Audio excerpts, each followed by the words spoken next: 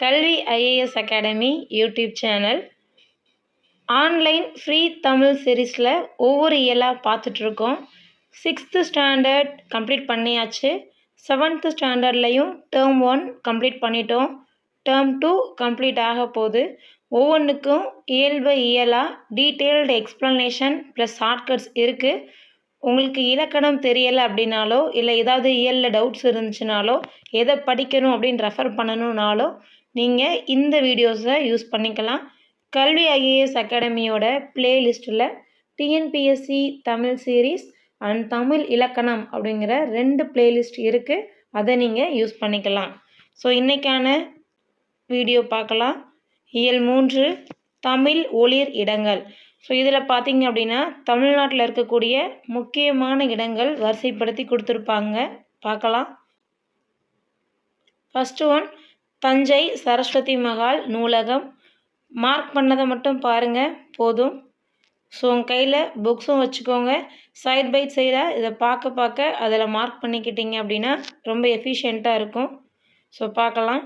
இந்த படத்தில் இருக்கிறதான் தஞ்சை சரஸ்வதி மகால் நூலகம். இந்தியாவில் உள்ள தொன்மையான நூலகங்களுள் தஞ்சை சரஸ்வதி மகால் நூலகம் 1. மார்க் பண்ணிக்கோங்க. தென் இதோடைய காலம் கொடுத்துருக்காங்க பாருங்கள், 1122. தலை சிறந்த ஓவியங்களும் இசைக்கருவிகளும் சிற்பங்களும் இங்கே இருக்குது.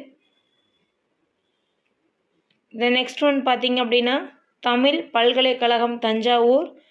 ஸோ வானத்திலிருந்து பார்த்தா தமிழ்நாடு அப்படிங்கிற மாதிரியான கட்டிட அமைப்பு தெரியும். அது இதோட கூடுதல் சிறப்பு.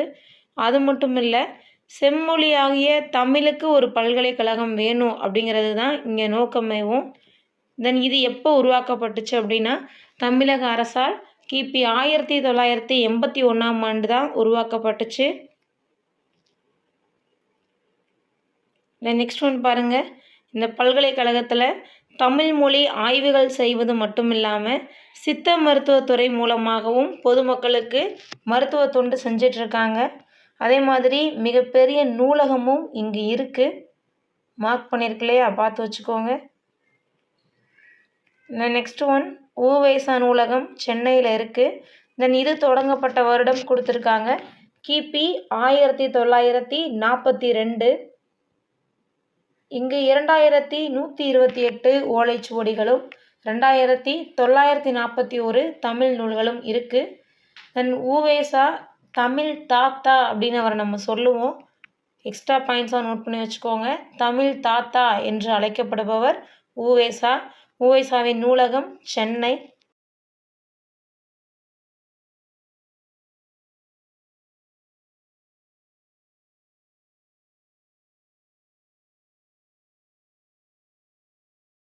தென் அடுத்தது பார்த்தீங்க அப்படின்னா கீழ் திசை நூலகம். அதுவும் சென்னையில் தான் இருக்குது. இது துவங்கப்பட்ட வருடம் 1869ஆம் ஆண்டு. பல்வேறு மொழிகளில் இங்கு ஓலைச்சுவடிகள் இருக்குது. அது மட்டும் இல்லை, கணிதம், வானியல், மருத்துவம், வரலாறு உள்ளிட்ட பல்வேறு துறை நூல்களும் இங்கு இருக்குது. நெக்ஸ்ட் ஒன் பாருங்கள், கன்னிமாரா நூலகம், கன்னிமாரா லைப்ரரின்னு சொல்லுவோம், சென்னையில் இருக்குது. தென் இதோட காலம் பார்த்திங்கன்னா 1896 தொடங்கப்பட்டுச்சு. தமிழ்நாட்டோட மைய நூலகமாகவும் செயல்படுது.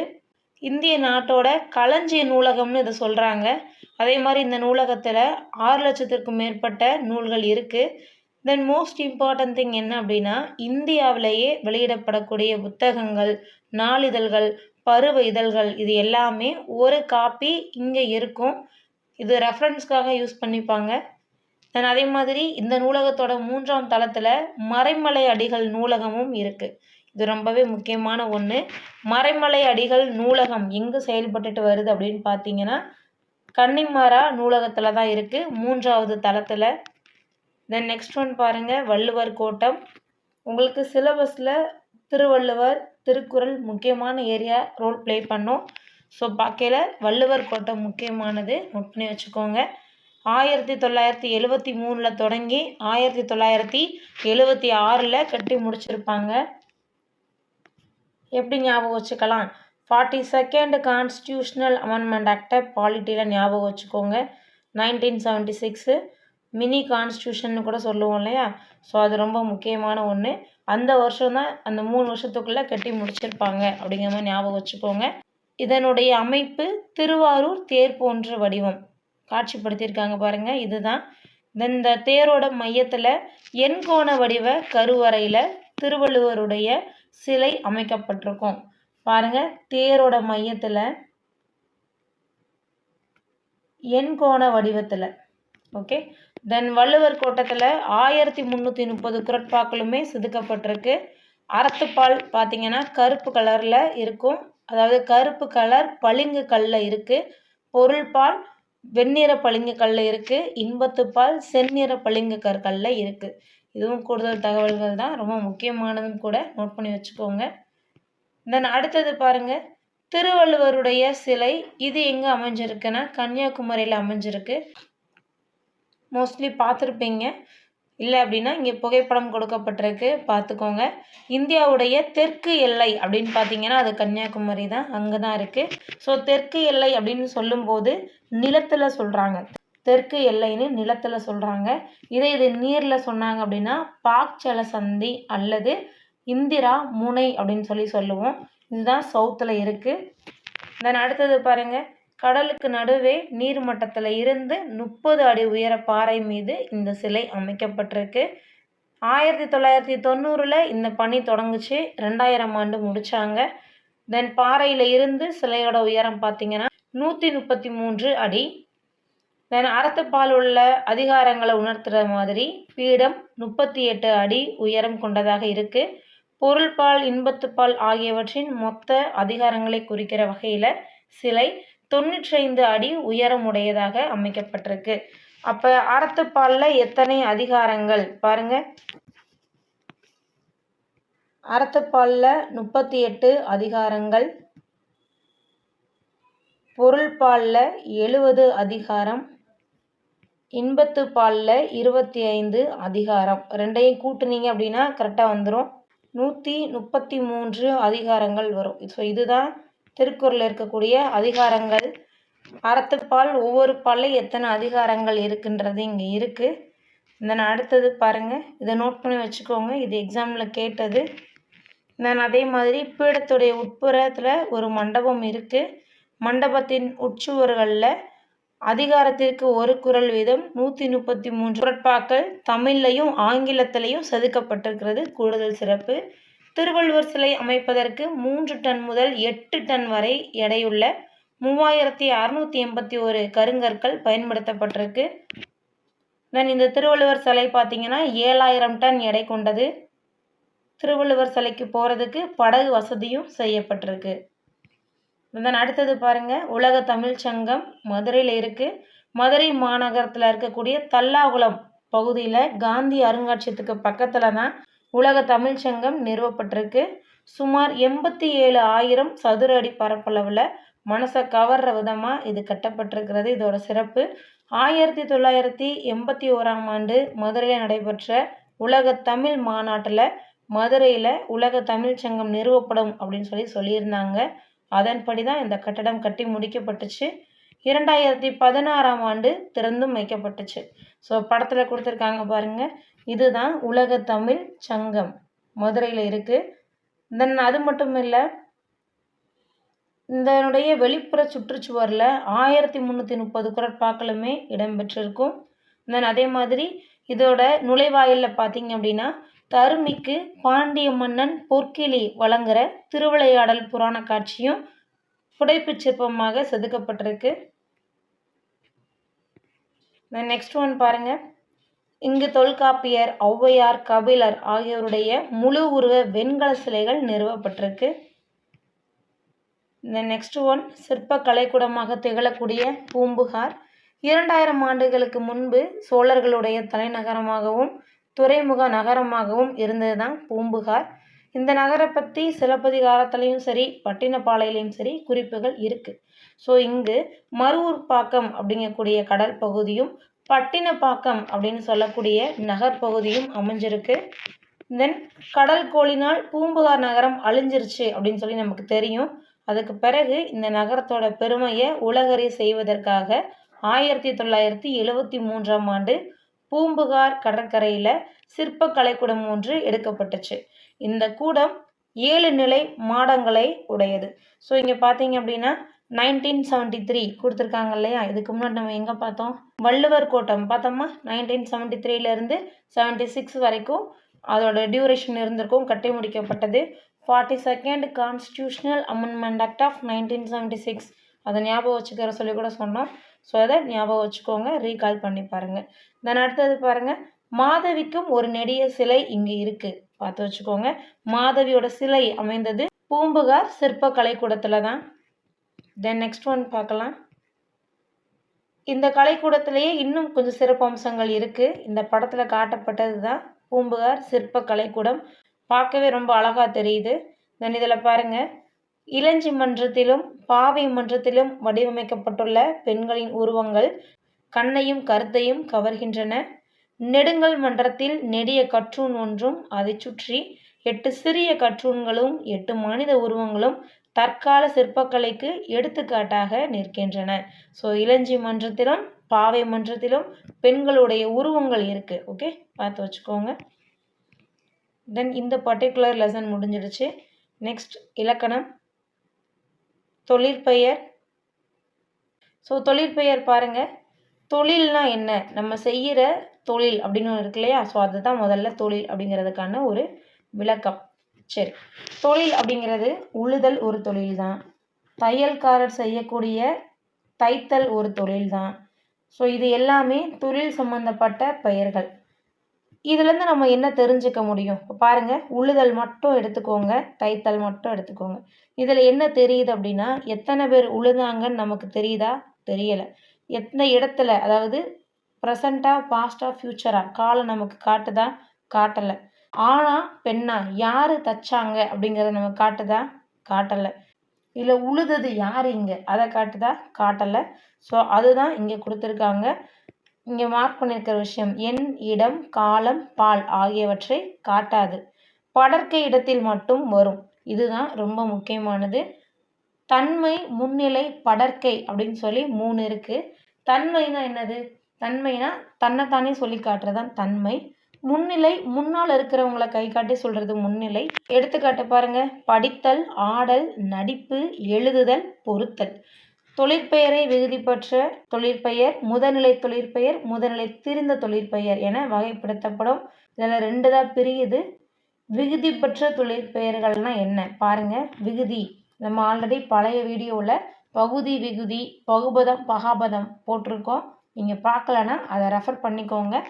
பிளேலிஸ்ட்டில் அதுவும் இருக்குது, இலக்கணம் பகுதி இருக்குது, ஹெட்டிங்லேயே இருக்கும். அதை வச்சு நீங்கள் போய் பார்த்துக்கலாம். திரும்ப நம்ம அதை எல்லாத்தையும் எக்ஸ்பிளைன் பண்ணோம் அப்படின்னா ரொம்ப நேரம் போகிற மாதிரி இருக்கும். இதை நீங்கள் பாருங்கள், தல், அல், ஊ, கை இது எல்லாமே விகுதிகளோட சேர்ந்து வந்தது. நடத்தல், உண்ணல், வாழ்வு, ஊ, கை இது எல்லாமே இருக்கு இல்லையா? ஸோ இதுதான் விகுதிகள்னு சொல்லி நம்ம படிச்சிருக்கோம். இவ்வாறு விகுதி வச்சு வந்துச்சுன்னா அது விகுதி பெற்ற தொழிற்பெயர் அப்படின்னு சொல்லி சொல்கிறோம். என்ன விகுதிகளாக வரும் அப்படின்னா இங்கே கொடுத்துருக்காங்க, ஒரு பெரிய லிஸ்டே இருக்குது. தல், அல், அம், ஐ, கை, வை, கு, பு, உ, தி, சி, வி, மை இது எல்லாமே தொழிற்பெயர் விகுதிகளாக வரும். எடுத்துக்காட்டு பாருங்க, தருதல், இதில் தல் அப்படிங்கிறது விகுதி, கூறல், அல் அப்படிங்கிறது விகுதி, ஆட்டம், அம் அப்படின்னா விகுதி, விலை, ஐங்கிறது விகுதி, வருகை, கை விகுதி, பார்வை, வை விகுதி, போக்கு, கு விகுதி, நட்பு, பு விகுதி, மறைவு, உ விகுதி, மறதி, தி, உணர்ச்சி, சி, கல்வி, வி, செய்யாமை, மை. ஸோ இது எல்லாமே விகுதிகளாக இங்கே கொடுத்துருக்காங்க. இது அடுத்த கட்டத்துக்கு இப்போ போகிறோம். முதல்நிலை தொழிற்பெயர். முதல்நிலைனா என்ன? முதல்நிலை தெரிந்ததுன்னா என்ன பாருங்க. வானில் இடி இடித்தது. ஸோ அந்த இடி அப்படிங்கிறத கவனிங்க. சோறு கொதி வந்தது. இந்த இடி, கொதி ஆகிய 2 சொற்களும் இடித்தல், கொதித்தல் அப்படிங்கிற சொற்களில் வரும். இந்த சொற்களுடைய பகுதிகளாக அமையும். இவ்வாறு ஏவல் ஒருமை வினையாக அமையும் வினைச்சொற்களின் பகுதியை முதனிலை என்பர். முதனிலை எவ்வகை மாற்றமும் பெறாமல், இது ரொம்ப ரொம்ப முக்கியம், எவ்வகை மாற்றமும் பெறாமல் தொழிற்பெயராக அமைவது முதனிலை தொழிற்பெயர் எனப்படும். ஸோ என்ன சொல்லியிருக்காங்க இப்போ பாருங்க, இடித்தல் அப்படிங்கிற இந்த ஒரு வார்த்தையை நம்ம எடுத்துக்கிற போகிறோம். இடித்தல், இதில் நீங்கள் பகுபத உறுப்பிலக்கணம் பிரித்து பார்த்தீங்க அப்படின்னா எப்படி இது பிரியுன்றதையும் கண்டுபிடிச்சிருப்பீங்க. இது எந்த காலத்தை காட்டுது அப்படிங்கிற மாதிரியும் நீங்கள் கண்டுபிடிச்சிருக்கலாம். ஸோ இப்போ நம்ம இங்கே தேவைப்படுறதை மட்டும் எடுத்துக்கலாம். இடி அப்படிங்கிறது பகுதியாக இருக்கும். ஓகே, அல் அப்படின்னு அதை எடுத்துக்கிட்டிங்கன்னா அது விகுதியாக இருக்கும். ஸோ இந்த பகுதி இடிங்கிறது எந்த வகை மாற்றமுமே இல்லாமல் தொழிற்பெயராக அமையுது, முன்னாடி அமையுது, முதல்ல வருது. இப்படி வந்துச்சுன்னா அதை நம்ம முதனிலை தொழிற்பெயர்னு சொல்லி சொல்லுவோம். மாற்றம் வர்றதுனா என்ன? இடிங்கிறதுக்கு பதிலாக ஈடி அப்படின்னு இருந்துச்சுன்னா முதநிலை மாறி இருக்கிறதா அர்த்தம். கொதிங்கிறதுக்கு பதிலாக கோதி அப்படின்னு இருந்துச்சு அப்படின்னா இது மாறி இருக்கிறதா அர்த்தம். ஸோ இந்த மாதிரி எந்த ஒரு மாற்றமும் இல்லாமல் இது வந்திருக்கிறதுனால இதை முதநிலை தொழிற்பெயர் அப்படின்னு நம்ம சொல்கிறோம். ஸோ அடுத்தது பாருங்கள், செல்லமாக ஓர் அடி அடித்தான், அறிஞர் அண்ணா தம் பேச்சால் புகழ் பெற்றார். ஸோ இதில் எல்லாமே பார்த்தீங்க அப்படின்னா அடி அப்படிங்கிறது முதல்ல வரக்கூடிய ஒன்று. ஸோ அப்போ இதில் எவ்வகை மாற்றமும் இல்லாமல் இங்கே முதல் நிலை வந்திருக்கு. புகழ் இதுலேயும் எவ்வகை மாற்றமும் இல்லாமல் வந்திருக்கு. ஸோ முதல்நிலை திரிந்த தொழிற்பெயர்னா என்ன? கூடுதல் விளக்கத்தோட பாருங்கள், இதையும் பார்க்கும்போது இன்னும் புரியும். பெரு சூடு, இதை பாருங்க, இது திரிந்து வந்திருக்கு. அப்போ தெரியாமனா பெருன்னு தான் வரணும், சூடுங்கிறது சுடுன்னு தான் வரணும். ஸோ இப்படி திரிஞ்சு வந்ததுனால திரிதல்னா என்ன மேம் அப்படின்னு கேட்டிங்கன்னா குறில் நெடிலாக திரியும், அவ்வளோதான் இதில் உள்ள வித்தியாசம். குறில் எழுத்தானது நெடில் எழுத்தாக திரிஞ்சு வந்துச்சுன்னா அதை திரிந்த தொழிற்பெயர்னு சொல்லுவோம். முதல்ல இருக்கிறது திரிகிறதுனால இதை முதநிலை திரிந்த தொழிற்பெயர்னு சொல்லுவோம். அப்படிங்க கொடுத்துருப்பாங்க பாருங்க. பெரு சுடு என்னும் பகுதிகளில் முதல் எழுத்து நீண்டு பேரு சூடு என்று திரிந்து தொழிற்பெயர்களாக மாறி உள்ளன. இவ்வாறு முதநிலை திரிவதால் உருவாகும் தொழிற்பெயர் முதநிலை திரிந்த தொழிற்பெயர் எனப்படும். எடுத்துக்காட்டு கொடுத்துருக்காங்க பாருங்க. விடு அப்படிங்கிறத வீடுன்னு சொல்லலாம், மின் மீன்னு சொல்லலாம். பாருங்க, விடு வீடுன்னு மாறி இருக்கு, மின் மீன்னு மாறுது. அதே மாதிரி கொள் கோள்னு மாறுது. இங்கே உடன்படு அப்படிங்கிறது உடன்பாடுன்னு மாறுது. ஓகே, ஸோ உடன்படு வந்துச்சுன்னா இப்படி தான் இந்த மாற்றம் இருக்கும். அப்படின்னு வராது, உடன்படுன்னெலாம் வராது. உடன்படு உடன்பாடு அப்படின்னு தான் வரும். எனக்கு இதில் உடன்பாடு இல்லை அப்படின்னு சொல்லுவோம் இல்லையா, ஸோ இந்த வார்த்தைகள் தான் அது.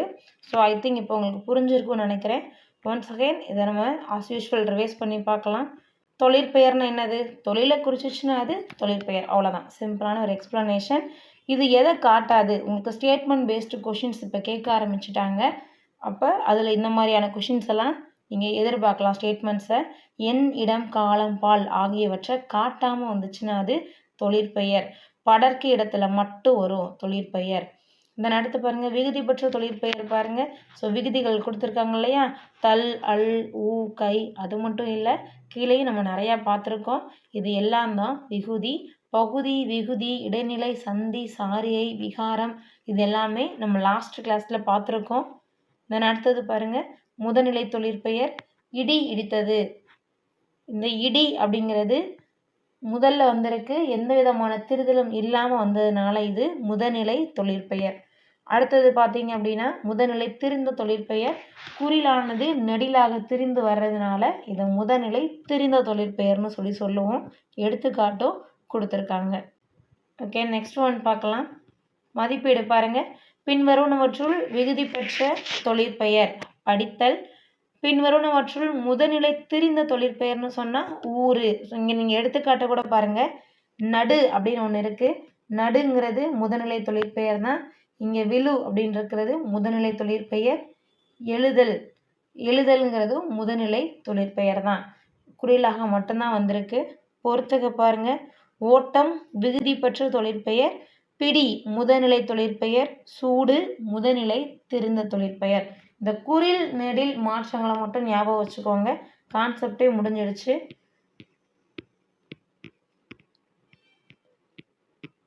தென் நெக்ஸ்ட் கலைச்சொல் அறிவோம்.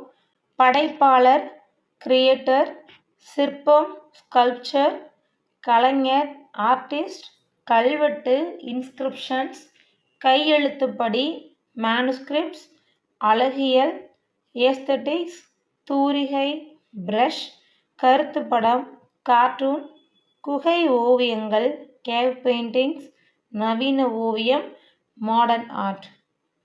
ஸோ இதோட இந்த 7th ஸ்டாண்டர்ட் டேர்ம் 2 கம்ப்ளீட் பண்ணியாச்சு. தேங்க்யூ அண்ட் தேங்க்ஸ் ஃபார் வாட்சிங்.